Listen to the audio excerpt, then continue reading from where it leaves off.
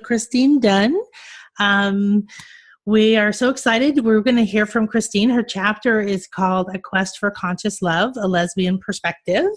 And so come on and enlighten us and take us on a journey, Christine.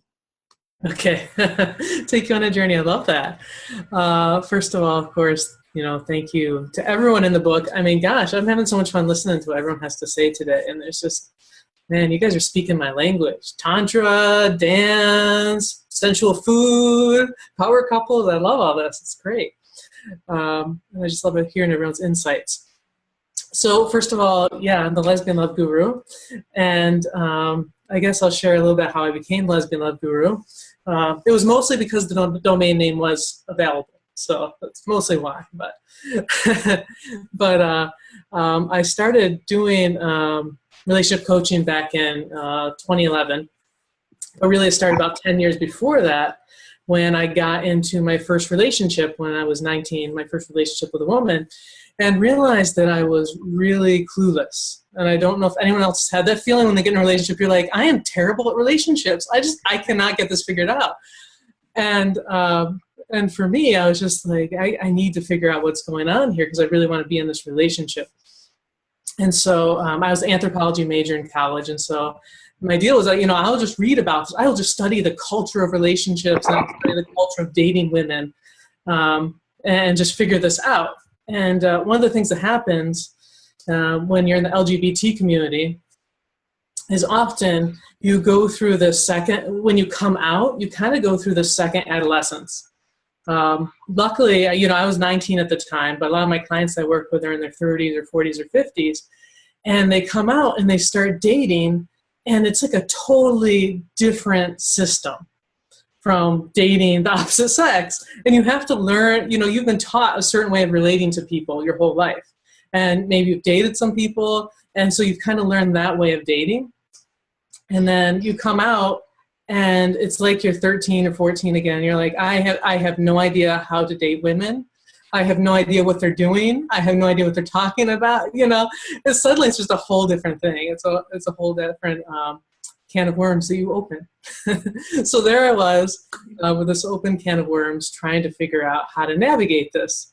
And like I said, a lot of people come to me now who are coming out later in life trying to navigate this, and it is challenging. So you're kind of in like a survival phase at first of just figuring out how am I going to navigate a relationship.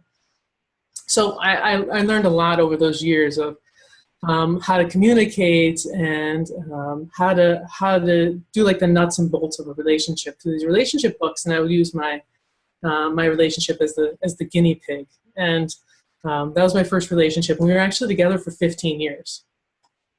Yeah, and we were doing, we had the nuts and bolts really great, which I think is kind of like the second step. You got like the survival step, and then you have like the second step, like the nuts and bolts, and you can like communicate well. But where we broke down and where I didn't realize we were breaking down is at this kind of next level, which is the spiritual, conscious level, where you're connecting with each other in a different way. And that's where I really felt like I didn't realize until our relationship kind of fell apart that was one of the big things that was missing in our relationship. And it took me falling in love with my own Tantra goddess who introduced me to Tantra and introduced me to conscious love. And she had been through a lot of rough relationships before me. And we both came into the relationship going like, I don't want to do this again. I want to figure out a way to have an elevated relationship and to experience a different kind of relationship with someone.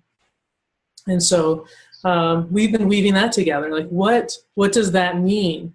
What does conscious love mean to us? And how can we navigate that in our lives?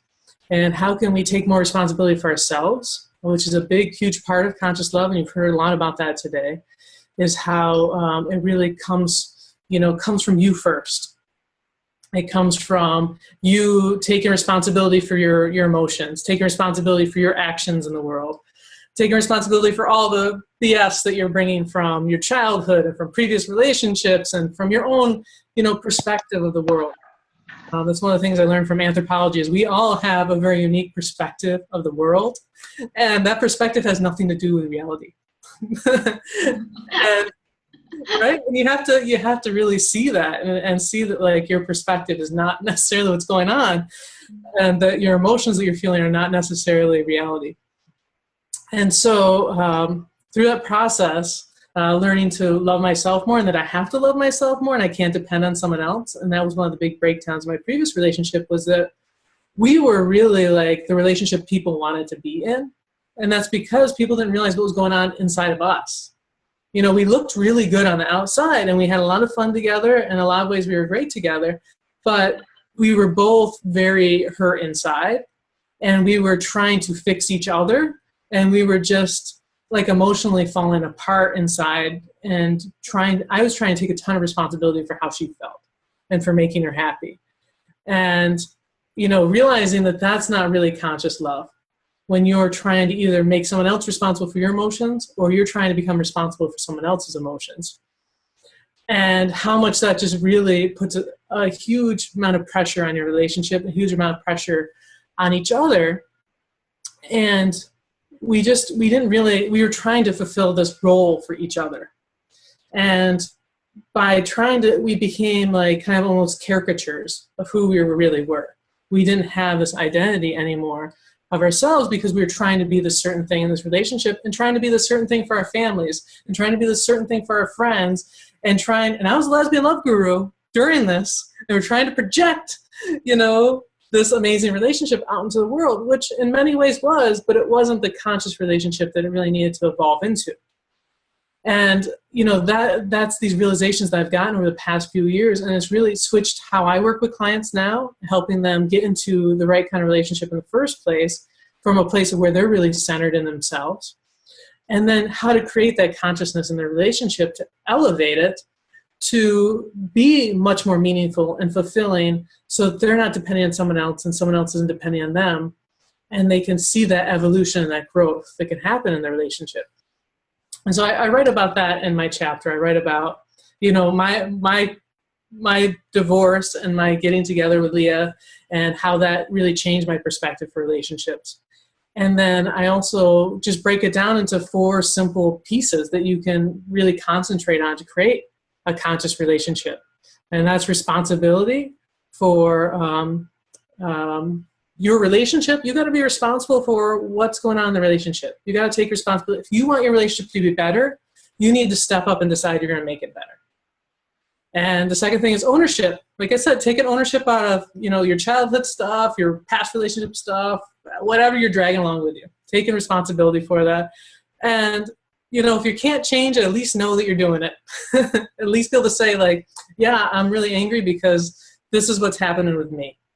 And be able to just take ownership of it and what's going on.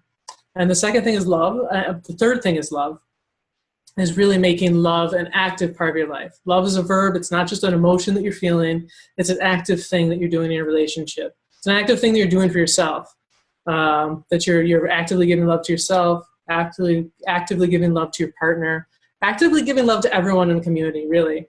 Like, walk around, smile at people, help carry their groceries out to the car. Like, you want to experience more love in your life? Like, start going out there and putting more love in the world. And that's really the key to having an abundance of overflowing love in your life, is to just being out there, just giving love in different ways to people. And it may not come back from that person, but it'll come back from that person, or it'll come back from you, because you just feel so filled up by the amount of love that you're putting out in the world. And the last part is the evolution, is allowing your relationships to evolve and to change, and to allow each other to evolve and change. And, you know, sometimes that may mean an end to a relationship, or that may mean that a completely different change to your relationship. Like, my relationship now is very different from my marriage. And that was a struggle for me, because I felt like I had so many things figured out. And it was such a struggle for me to be like, maybe I'll do it differently this time. Like, I'm like, you know, I'm very control freaky and very like, I want things to be this way. And Leah, she's her own beautiful goddess who has her own way of doing things. And so, be willing to like allow that transformation and be like, maybe I don't know it all. Maybe there is a different way to do this, and allow that evolution.